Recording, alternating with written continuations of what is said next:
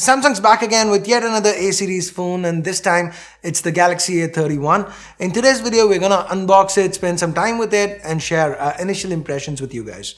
So, Ash here from C4eTech, and if you do end up liking what you see in this video, please subscribe and turn on notifications by hitting that bell icon.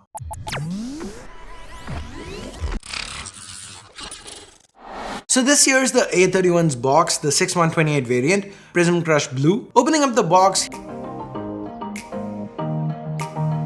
here we have the quick start and region lock guide along with a warranty card. Then we get a clear case and the SIM tool. Finally, we now get to the A31 itself. Peeling off the protective plastic and removing that sticker too.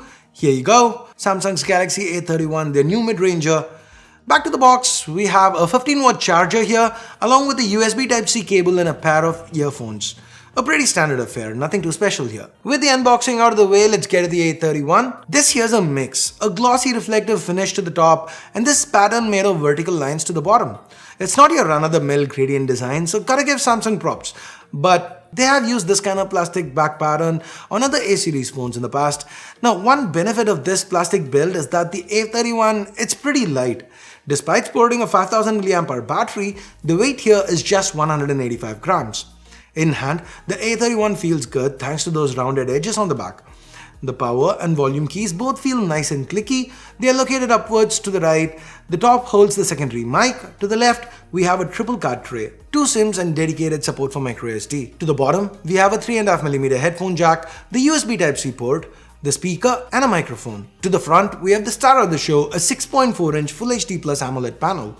This is a gorgeous panel from Samsung, something we've come to expect from the A-series. The colors are pretty vivid, the display is bright, nothing to complain about. Up top, we have a U-shaped notch and this holds a 20-megapixel selfie camera.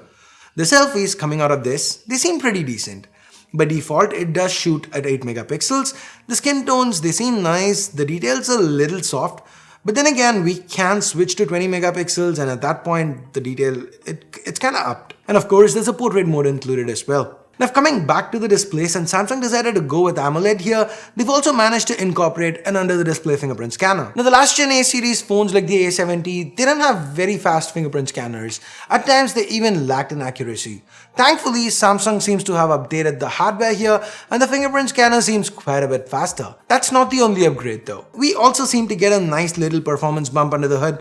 Powering the A31 is the 12nm MediaTek Helio P65 chipset. It definitely seems to be an upgrade over the 14nm Exynos 7904 chipset that we had on the A30. In fact, it seems to match the performance of the A51 and its Exynos 9611, at least on paper. On the GPU front, we've got a dual-core Mali G52.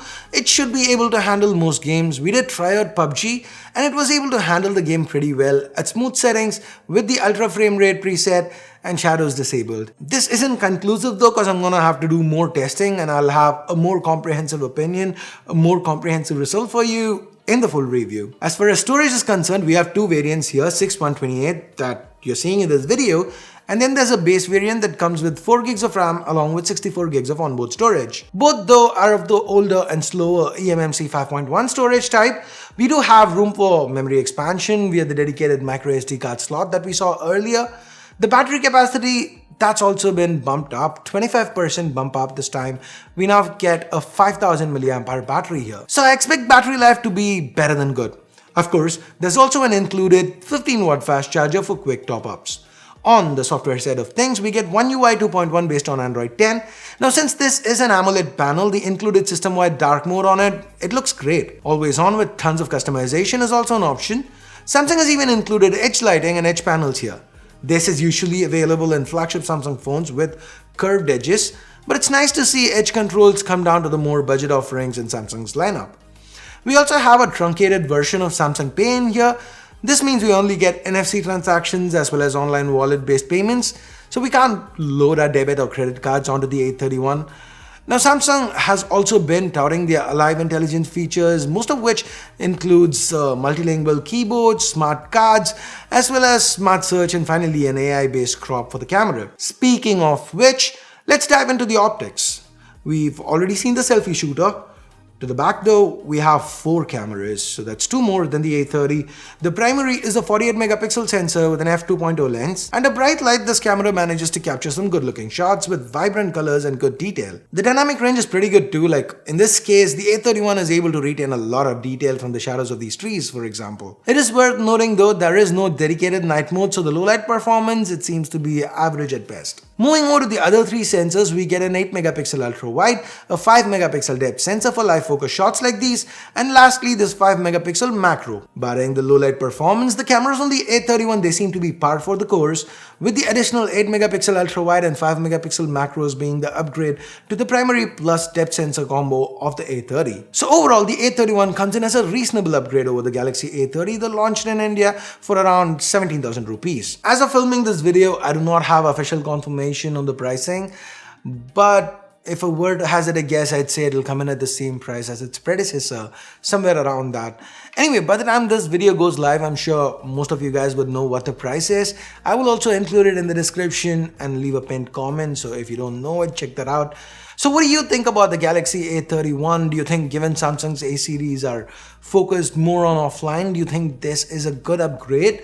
Or would you have liked for Samsung to do something else, something different? If yes, let me know via the comments below. And with that, we come to the end of this video. If you do end up liking it, if you did like what you see here, please thumbs up, subscribe, and turn on notifications by hitting that bell icon if you haven't yet.